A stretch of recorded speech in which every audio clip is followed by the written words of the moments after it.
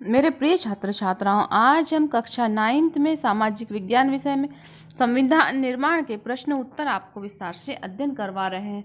आप इन प्रश्न उत्तरों को आप अपनी उत्तर पुस्तिका में नोट कीजिए और आने वाले वीडियो में हम लोकतांत्रिक जो समाज है या लोकतंत्र क्या है उसके प्रश्न उत्तरों का अध्ययन करवाएंगे। लगातार वीडियो प्राप्त करने के लिए आप इस चैनल को सब्सक्राइब करें और बेल आइकन दबाएं ताकि जितने भी वीडियो डाला जाए उसकी नोटिफिकेशन आप तक तुरंत पहुंच जाए। नेल्सन मंडेला को आजीवन कारावास की सजा कब दी गई थी? 1964 में दी गई थी। नेल्सन मंडेला को रोबेन द्वीप में कितने वर्ष तक कैद करके रखा था? तो 28 वर्ष तक। दक्षिण अफ्रीका गणराज्य का नया झंडा किस वर्ष फहराया? तो 26 अप्रैल 1994 को फहराया। सरोजिनी नायडू कहाँ की राज्यपाल थी? सरोजिनी नायडू गुजरात की राज्यपाल थी। भारत के प्रथम उप प्रधानमंत्री कौन थे? तो भारत के प्रथम उप प्रधानमंत्री सरदार वल्लभ भाई पटेल थे। संविधान सभा की पहली बैठक कब हुई? तो संविधान सभा की पहली बैठक दिसंबर 1946। क्या है? नियमों और कानूनों का संकलित प्रलेख है। संविधान में कितने मौलिक कर्तव्य हैं? तो संविधान में 11 मौलिक कर्तव्य हैं। और अधिकार पूछा तो आपको 6 अधिकारों के बारे में लिखना है। अब हम देखते हैं रिक्त स्थान। संविधान सभा के स्थायी अध्यक्ष कौन थे? तो डॉक्टर राजेंद्र प्रसाद। डॉक्टर भीमराव अंबेडकर संविधान के प्रारूप समिति के अध्यक्ष थे। भारत का नवनिर्मित संविधान संविधान सभा द्वारा 26 नवंबर 1949 को अंगीकृत किया गया। समानता का अधिकार संविधान में वर्णित खालिस्तान में से एक है। तो मौलिक अधिकार में से एक है। वह भारत जिसे किसी देश का संविधान बनाने का कार्य सौंपा जाए उससे खालिस्तान के नाम से जाना जाता है, संविधान सभा के नाम से जाना जाता है। नेल्सन मंडेला को दक्षिण अफ्रीका की सबसे भयावह जेल खालिस्तान में कैद करके रखा गया था। तो रोबेन द्वीप जेल में कैद करके रखा गया था। 1937 के बाद पूरे ब्रिटिश शासन वाले भारत में खालिस्तान के लिए चुनाव कराए गए प्रादेशिक असेंबलियों के लिए। कॉन्स्टिट्यूट असेंबली डेबिट्स नाम से खालिस्तान मोटे मोटे खंडों में प्रकाशित है। तो 12 मोटे मोटे खंडों में प्रकाशित है। नागरिकों के साथ उनकी जाति, धर्म और लिंग के आधार पर खालिस्तान नहीं किया जाता भेदभाव। संविधान में संस्थागत व्यवस्थाओं को बड़ी खालिस्तान में दर्जा प्राप्त है। तो कानूनी भाषा में दर्जा प्राप्त है। इस प्रकार से रिक्त स्थान हुए। अब हम देखते सत्य असत्य। रंगभेद की शासकीय नीति अश्वेतों के लिए खास तौर से दमनकारी थी। सत्य। दक्षिण अफ्रीका 15 अप्रैल 1990 को दुनिया का नया लोकतांत्रिक देश बना। असत्य। 2 वर्षों की चर्चा और बहस के बाद दक्षिण अफ्रीका ने जो संविधान बनाया कैसा अच्छा संविधान दुनिया में कहीं नहीं बना। सत्य। संविधान मौलिक नियमों की ऐसी किताब है जिसे किसी देश में रहने वाले सभी लोग सामूहिक रूप से मानते हैं। असत्य। भारतीय नागरिकों भारतीय संविधान लिखने वाली सभा में 299 सदस्य थे। सत्य है। इसी प्रकार से हम सही जोड़ियां देखते हैं। संविधान सभा के अध्यक्ष कौन थे? तो डॉक्टर राजेंद्र प्रसाद थे। भारतीय जनसंघ के संस्थापक तो श्यामलाल मुखर्जी थे। जनसंघ के संस्थापक कौन थे? श्यामलाल मुखर्जी। और भारत के प्रथम कानूनी मंत्री भीमराव अंबेडकर थे। शिक्षा मंत्री तो प्रथम शिक्षा मंत्री अब्दुल कलाम थे। और संविधान सभा के उपाध्यक्ष तो संविधान सभा के उपाध्यक्ष SC मुखर्जी थे। एक शब्द में उत्तर दीजिए। तो अश्वेत, रंगीन चमड़ी वाले और भारतीय मूल के लोगों ने रंगभेद प्रणाली के खिलाफ संघर्ष कब से किया? तो 1950 से किया। रंगभेद की शासकीय नीति अश्वेतों के लिए खास तौर से किस प्रकार की थी? दमनकारी थी। अब्दुल कलाम आजाद का जन्म सऊदी अरब में हुआ था। 1928 में भारत का संविधान किसने लिखा था? तो मोतीलाल नेहरू ने लिखा था। यंग इंडिया पत्रिका का संपादक किसने किया था? तो महात्मा गांधी ने किया था। और स्वतंत्र पार्टी के संस्थापक थे कन्हैया लाल। और भारत के प्रथम प्रधानमंत्री पंडित जवाहरलाल नेहरू थे। रंगभेद क्या है? रंगभेद क्या है? रंगभेद दक्षिण अफ्रीका की सरकार की 1948 से 1990 के बीच काले लोगों के साथ नस्ली अलगाव और खराब व्यवहार करने वाली शासन व्यवस्था है रंगभेद। संविधान क्या है? देश का सर्वोच्च कानून जिसमें किसी देश की राजनीति और समाज को चलाने वाले मौलिक कानून होते हैं। संविधान संशोधन क्या है? देश की सर्वोच्च विधायी संस्था द्वारा उस देश के संविधान के में किया जाने वाला बदलाव संविधान संशोधन कहलाता है। संविधान प्रस्ताव से क्या आशय है? संविधान का वह पहला कथन जिसमें कोई देश अपने संविधान के बुनियादी मूल्यों अवधारणाओं को स्पष्ट ढंग से कहता है। संविधान की प्रस्तावना को किस देश के संविधान से लिया गया है? तो संविधान की प्रस्तावना अमेरिका के संविधान से लिया गया है। भारतीय संविधान कब लागू हुआ था? इसको याद में कौन सा राष्ट्रीय पर्व मनाया जाता है? तो भारतीय संविधान 26 जनवरी 1950 को लागू हुआ था। इसी दिन की याद में गणतंत्र दिवस राष्ट्रीय पर्व के रूप में मनाया जाता है। जयपाल सिंह कौन थे? जयपाल सिंह खिलाड़ी, शिक्षाविद और भारतीय हॉकी टीम के पहले कप्तान और आदिवासी महासभा के संस्थापक अध्यक्ष और बाद में झारखंड पार्टी के संस्थापक हुए। कॉन्स्टिट्यूएंट असेंबली डिबेट्स क्या है? 3 वर्षों में कुल 114 दिनों में गंभीर चर्चा हुई और सभा में पेश हर प्रस्ताव, हर शब्द और वहां कही गई हर बात को रिकॉर्ड किया गया और संभाला गया। इन्हें कॉन्स्टिट्यूएंट असेंबली डिबेट्स के नाम से जाना जाता है। ये 12 मोटे मोटे खंडों में प्रकाशित किया गया और इन्हीं बहसों से हर प्रावधान के पीछे की सोच और तर्क को समझा जा सकता है। संविधान की व्याख्या के लिए भी इस बहस के दस्तावेज का उपयोग होता है। इस प्रकार से ये प्रश्न हुआ। अब हम देखते हैं संविधान में समता से क्या आशय है? समता कानून के समक्ष सभी लोग समान है। पहले से चली आ रही सामाजिक असमानताओं को समाप्त होना होगा और सरकार हर नागरिक को समान अवसर उपलब्ध कराने की व्यवस्था करे। अब हम देखते हैं लघु उत्तरी प्रश्न उत्तर। लोकतांत्रिक और स्वतंत्र समाज के संदर्भ में नेल्सन मंडेला के क्या विचार थे? लोकतांत्रिक और स्वतंत्र समाज के विषय में नेल्सन मंडेला का यह कथन महत्वपूर्ण है। मैंने गोरों के संप्रभुत्व के खिलाफ संघर्ष किया है। मैंने ही अश्वेतों के प्रभुत्व का विरोध किया है। मैंने एक ऐसे लोकतांत्रिक और स्वतंत्र समाज की कामना की है जिसमें सभी लोग पूरे मेलजोल के साथ रहें और सबको समान अवसर उपलब्ध हो। मैं इसी आदर्श के लिए जीवित रहना और उसे पाना चाहता हूँ। अगर जरूरत पड़ी तो इस आदर्श के लिए मैं अपनी जान भी दे दूंगा। ये नेल्सन मंडेला का कथन है। स्पष्ट कीजिए रंगभेद से क्या आशय है और रंगभेद का अभिप्राय और उसके परिणाम से। तो रंगभेद दक्षिण अफ्रीका में यह व्यवस्था अश्वेतों के लिए कैसे दमनकारी थी? रंगभेद से आशय। रंगभेद नस्ली भेदभाव पर आधारित यह व्यवस्था का नाम है जो दक्षिण अफ्रीका में विशिष्ट तौर पर चलाई गई। दक्षिण अफ्रीका पर यह व्यवस्था यूरोप के गोरे लोगों ने लाद दी थी। इसका परिणाम ये हुआ कि रंगभेद की शासन नीति अश्वेतों के खास तौर से दमनकारी थी। उन्हें गोरों की बस्ती में रहने बसने की इजाजत नहीं थी। मीट होने पर ही वे वहां जाकर काम कर सकते थे।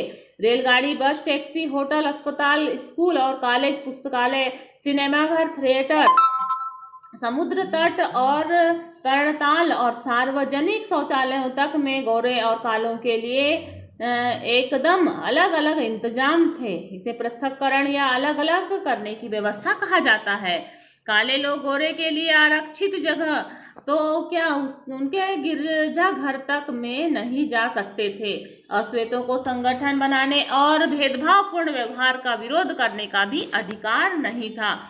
इस प्रकार से हमने ये प्रश्न जाना। अब देखिए रंगभेद व्यवस्था के विरुद्ध संघर्ष करने में दक्षिण अफ्रीका के लोगों द्वारा किए गए प्रयास का उल्लेख कीजिए। दक्षिण अफ्रीका के लोगों ने 1950 में ही अश्वेत, रंगीन चमड़ी वाले और भारतीय मूल के लोगों ने रंगभेद प्रणाली के खिलाफ संघर्ष किया। उन्होंने विरोध प्रदर्शन किए, हड़तालें आयोजित की। भेदभाव वाली इस शासन प्रणाली का विरोध करने वाली संगठन अफ्रीकी नेशनल कांग्रेस के झंडे तले एकजुट हुए और इसमें कई मजदूर संगठन और कम्युनिस्ट पार्टी भी शामिल थी। अनेक समझदार और संवेदनशील गोरे लोग भी इसमें अनेक समझदार और संवेदनशील गोरे लोग भी रंगभेद समाप्त करने के आंदोलन में अफ्रीकी नेशनल कांग्रेस के साथ आए।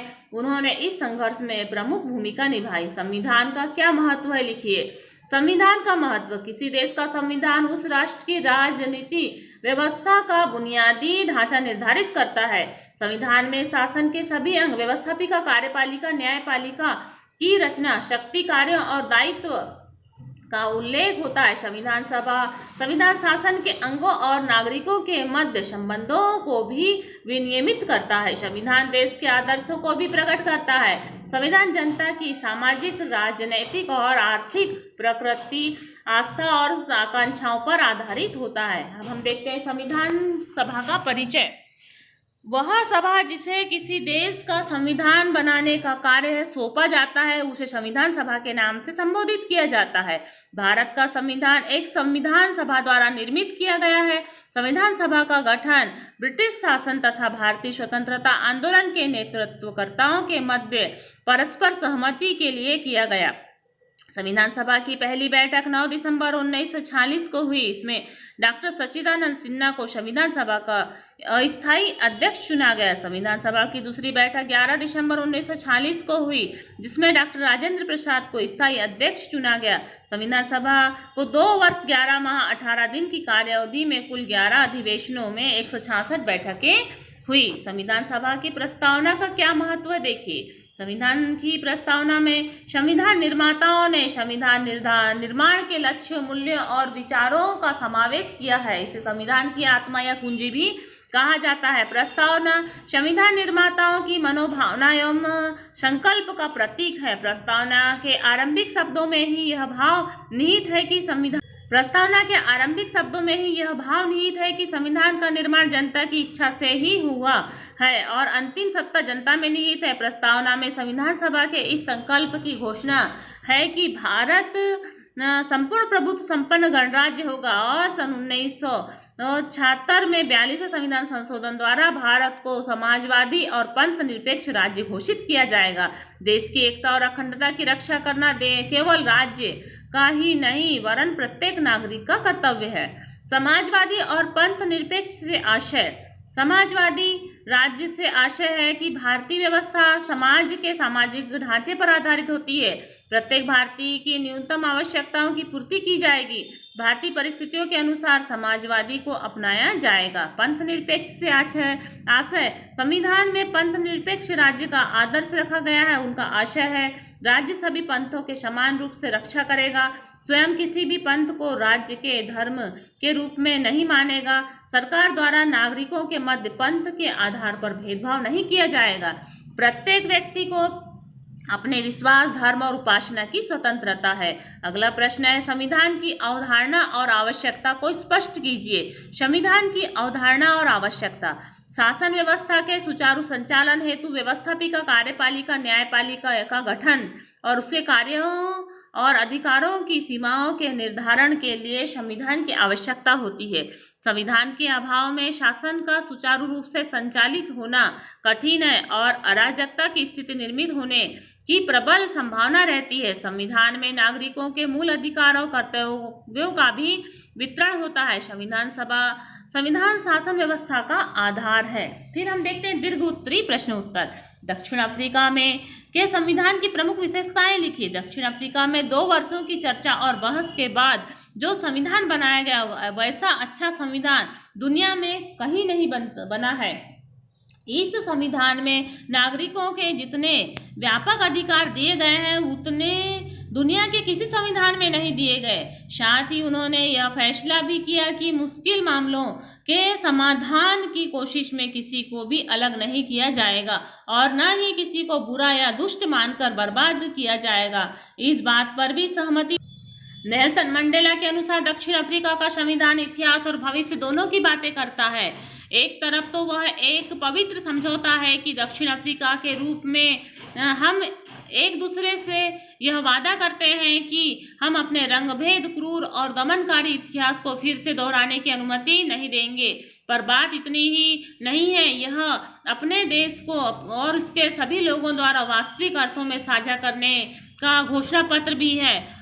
और अश्वेत, स्त्री और पुरुष, यह देश पूर्ण रूपेण हम सभी का है।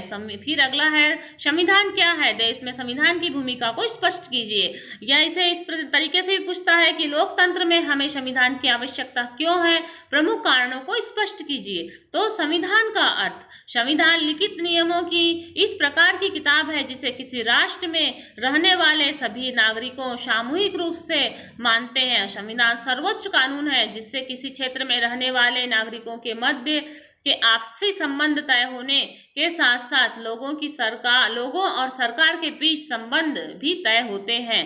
संविधान की बातें निम्न है। संविधान साथ रह रहे विभिन्न तरह के लोगों के बीच जरूरी भरोसा और सहयोग विकसित करता है। संविधान यह स्पष्ट करता है कि सरकार का गठन कैसे होगा और किसे फैसला लेने का अधिकार है। संविधान सरकार के अधिकारों की सीमा तय करता है और हमें बताता है कि नागरिकों के लिए क्या अधिकार है। संविधान अच्छे समाज के गठन के लिए लोगों की आकांक्षाओं को व्यक्त करता है। अब हम देखते हैं दक्षिण अफ्रीका संविधान की प्रस्तावना किस भावनाओं को व्यक्त करती है। तो अपने इतिहास में हुए को स्वीकार करते हैं, अपनी भूमि पर आज़ादी और न्याय के लिए संघर्ष करने में कष्ट उठाने वालों को सलाम करते हैं, अपने देश को बनाने और विकसित करने में मदद करने वालों का आदर करते हैं और मानते हैं कि दक्षिण अफ्रीका उन सभी का है जो यहाँ रहते हैं, यहाँ की विविधता से जुड़े हैं। इसलिए स्वतंत्र रूप से चुने अपने प्रतिनिधि के माध्यम से अपने गणतंत्र के सर्वोच्च कानून के तौर पर संविधान को स्वीकार करते हैं, जिससे पहले विभाजन मिटे और लोकतांत्रिक मूल्य, सामाजिक न्याय और मौलिक मानवाधिकार पर आधारित एक समाज बन सके।